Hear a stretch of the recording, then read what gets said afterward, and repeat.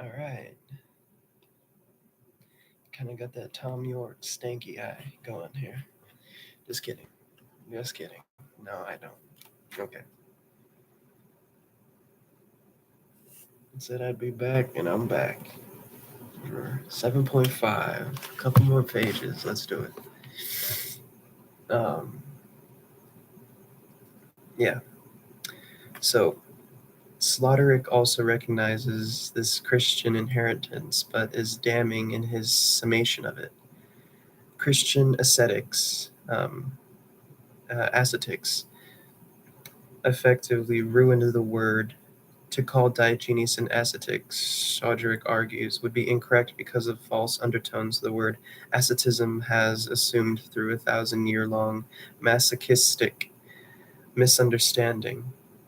Though some scholars might balk at the sweeping characterization, what Soterick is effectively arguing here is that with Christianity, asceticism became associated with self mortification, a position that cannot be further removed from the Cynic affirmation of bodily existence. Soterick believes that we have to rid the world of its Christian connotations to rediscover its fundamental meaning. Presumably, we would once more be able to appreciate the shameless asceticism of ancient cynic, where cynic shamelessness did not simply teach, if it feels good, do it. Rather, the ascetic trained to transgress. Foucault makes a similar point when he claims that we should distinguish the future Christian humility from cynic humiliation. As argued in an earlier chapter, the cynic asserts his sovereignty in cynic. Oh my God, his sovereignty, his mastery through these tests of humiliation, whereas Christian humiliation, or rather humility of his renunciation of oneself. Broadly speaking, Christian ascetics are blamed here for weakening cynic philosophy by embarking upon a course of action that diminished the ascetic practitioner. As an overall characterization, this might hold water, but there are also notable examples of Christian ascetics who could be remarkably assertive.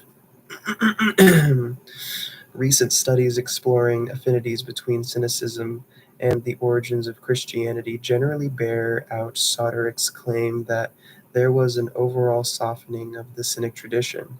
It has been argued with a great deal of qualification that Jesus was not simply a Jewish peasant, but also a Cynic. Along with John the Baptist and Paul, it is claimed that they incorporated elements from Cynic philosophy into their teaching, or, to ease the burden of proof, displayed a series of remarkably similar traits, including a commitment to poverty and uh, iter- itineracy, an elevation of practice over theory, the rejection of Hellenistic Roman hierarchy, hedonistic, of power and patronage. This Cynic potentially transmitted by way of its impact through Hellenistic Judaism, but also possibly by direct experience of street cynics in Lower Galilee.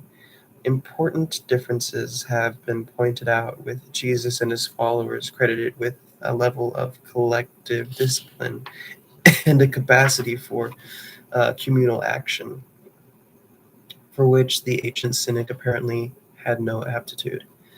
Though a shared tendency to subverse wisdom is thought to underpin both traditions, with the early followers of Jesus committing to a marginal existence, resisting social norms from positions of weakness in ways that bear close analogy to cynic tactics, is it is notable that the version of cynicism dealt in these studies is largely obscenity free. There, there is a tendency in such work to downplay the significance of cynic shamelessness, with scholarly interest in Jesus and his associates, unlikely to focus on stories of cynics spitting, farting, or defecating. From the position of a biblical scholar, this is understandable. There are other potentially more apt associations between cynicism and early Christianity deserving of attention. The accusation that some commentators downplay cynic shamelessness has been rebuffed by the claim that those who persist in identifying cynicism with its most scandalous acts are guilty of a kind of juvenile interest or a puerile fascination. Surely, so the argument goes, the cleaner, less scatological cynic inheritance are just as deserving of the name. In responding to this accusation, one might argue that it is undoubtedly true that certain cynic episodes retain capacity to entertain and amuse, but this emphasis on the cynic body and its excretory and sexual functions derives from an appreciation of how, as a side of regulation, the body is expected to reflect and uphold the judgment operations of a broader social order.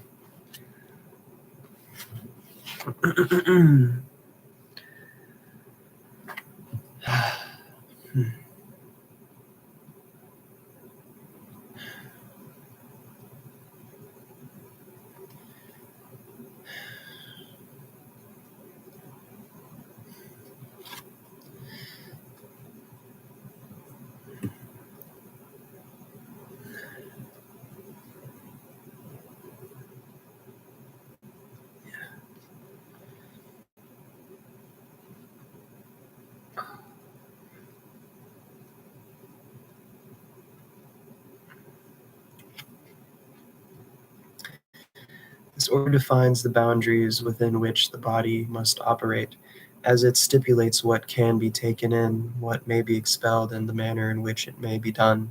Cynic practice interrupts those prohibitions by focusing attention on substances that pass regularly into or out of the body, and on how they are regulated and prescribed in doing so. The cynic places the body at a center of his or her political practice, and this interest in bodily function had already been given up by the time of Jesus. It would be a major loss for the cynic tradition.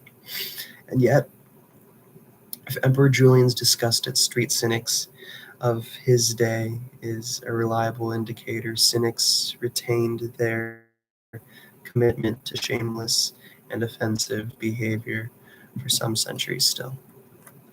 'Cause yeah. Do-do-do-do-do. Do-do-do. Do-do-do-do-do. 'Cause I want you. Do-do-do. Do-do-do. Do-do-do. Do-do-do. Do-do-do-do-do. Something turns me off. Okay, next section. Simon the Fool. Engagement with the more obscene Diogenes can be found in Christian writing, particularly during the 4th century. This engagement was part of a wider attempt to observe pagan philosophy within the intellectual and educational traditions of Christianity. In the same century that Julian presented his idealized Diogenes as an alternative to Christian asceticism, Julian's Christian opponents used Diogenes to help sell asceticism to a suspicious Christian elite. Diogenes was either put forward as a moral exemplar or a proponent of the undeviating, unpretentious, unadorned life, or rejected for his cynic pride, puerility, and shameless behavior in order to distinguish Christian asceticism from its closest pagan equivalent. This reception of cynicism was swept up in a broader debate between pagans and Christians over which community was the legitimate heir of Greco-Roman educational and philosophical traditions. Diogenes was maintained as a stock character in both. Owing much of these developments, one account of a cynic-like Christian ascetic standout, this is the life of Simon the Fool, composed by the Cypriot bishop uh, Leontis of Napoleon in the 7th century. In the Christian tradition, the Holy Fool offers an exemplary case of a more strident, scandalous, outward-facing asceticism, where Simon appears far more removed from the domesticated monk envisaged by Sodric. Jesus Christ, I need to go to start working out or something. It's just not it, man. Am I still sore? Sort of. No, not really. Like Diogenes, Simon is encountered secondhand through the life, composed nearly a century after his death. It has been argued that in constructing his account of Simon, Leontis is influenced by and draws from the anecdotes of Diogenes in the Scherai, or popular saying that attributed to Diogenes that were still very much a part of rhetorical curriculum of Hellenistic and late antique schools.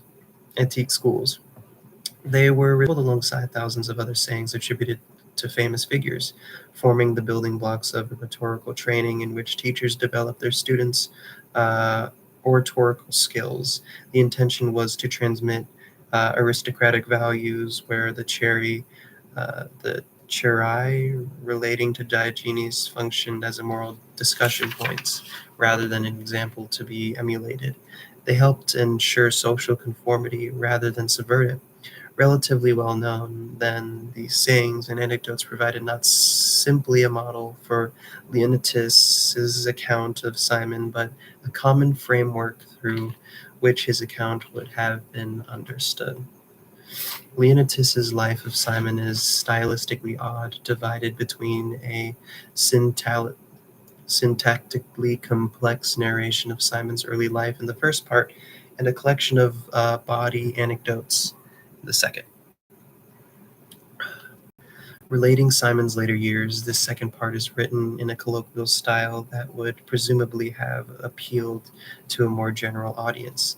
The dual character of text has caused some debate and speculation over its composition, with the suggestion that Leontius merely pasted the second half into his own account from another source. Whatever the provenance, it is significant that this text does not subsume the uncouth side of Simon's Christian cynicism by dressing it up in more refined language. Leontius does frequently apologize for what he narrates and begs for the reader's indulgence. His verbose first half almost frames the scandalous second half, preparing the reader by explaining that the life it depicts was the outcome of years of self-mortification and pious withdrawal. But Leontius does not divide Simon's cynicism into its acceptable and deviant parts, as Julian submitted the cynic of his day to systematic cleansing. Oh, back. Jesus Christ. Wow.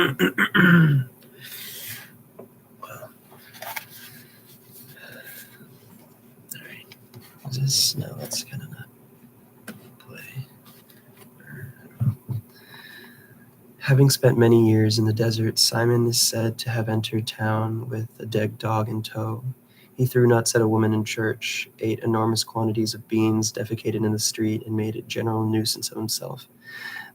The allusions to cynicisms are pretty obvious. In attaching Simon to the dog, Leontius attaches Simon to the cynic tradition, both linguistically and metaphorically. The eating of beans also bears an analogy to cynic tradition, where Diogenes was said to consume vast quantities for the wind it produced. Though Simon attracted the ire of local population, he bore prosecutors with equanimity. It is claimed that through his invitiveness, he nearly put an end to sinning in the whole city. Simon somehow managed to convert heretics, Jews, prostitutes, and actors. He was nonetheless hostile to those who might follow him, and wherever his holiness was recognized, he would do his best to dispel the impression it gave. Living in a small hut, wearing an old cloak, suffering neither from cold, hunger, nor heat, Simon appears to have achieved the kind of bodily self-discipline identified with Diogenes. Although Simon was said to have the ability to heal others, a typical attribute of early Christian holy men, he nonetheless seems to afflict people with physical problems as often as he cures them.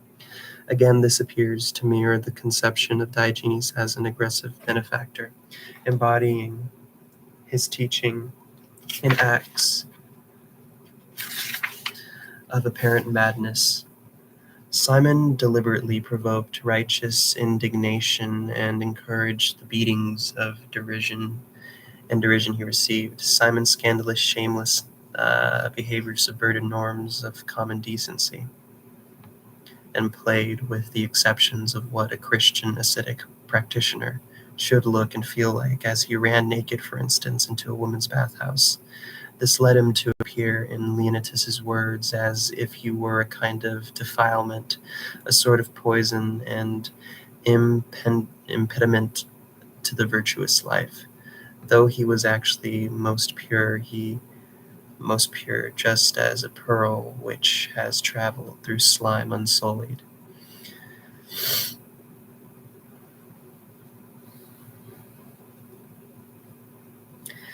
As this brief account demonstrates, there is a considerable affinity between Simon and the ancient Cynics, though a good dose of Christian piety nonetheless intrudes upon his cynicism. It is perhaps significant that the dogs Simon drags into the city dead, in suggesting that Simon has somehow exceeded ancient cynicism, insofar as Simon imitates Diogenes. This might even be part of his disguise, so that Simon's outward behavior is a ruse that conceals his inner sanctity. Simon only appears to live in accord with nature like the cynic. Actually, his life is underpinned by its commitment to Christian virtue. Precisely because of his virtue, Simon cannot be defiled by the woman he encountered in the bathhouse. His genitals had already been exorcised in the desert and thereby freed from the nuisance of erections. Beneath it all, Simon is committed to moral instruction, conversion to Christianity, and perhaps most oddly of all, social and religious conformity. In describing Simon's life, Leonatus is not advocating that others imitate his example. Simon is used to reveal and comment on the hypocrisies of urban life and thereby deliver a characteristically Christian message of social critique and redemption. To further develop the distinction between Simon and the cynic he resembled, it is worth noting that his role as holy fool, Simon challenged social norms only after having learned to live without them through his years of isolation. Given his prior training involving a typically Christian mortification of the flesh, Simon could declare, so Leonatus reports, that neither did he have a body nor he had entered among bodies. The ancient cynic, by contrast, pretended to know inner sanctity and battled with social norms from within society, acutely feeling the presence of his or her body in relation to the social conventions that conditioned it. This was more uncertain. Was a more uncertain assignment, since it did not resource itself from appeal to God, nor did it draw from another already contrived mode of existence, which for Simon was already well known and well established life of desert monk. Cynic practice, by contrast, labored toward an as yet unlived mode of being, a future marked by radical alterity.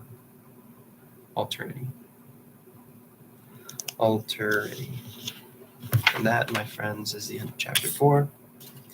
Let's see, how much did we read, actually? I doubt that I put a little marker. Oh, that was a nice 10. Nice 10, 8 pages. I'll take that any day. Only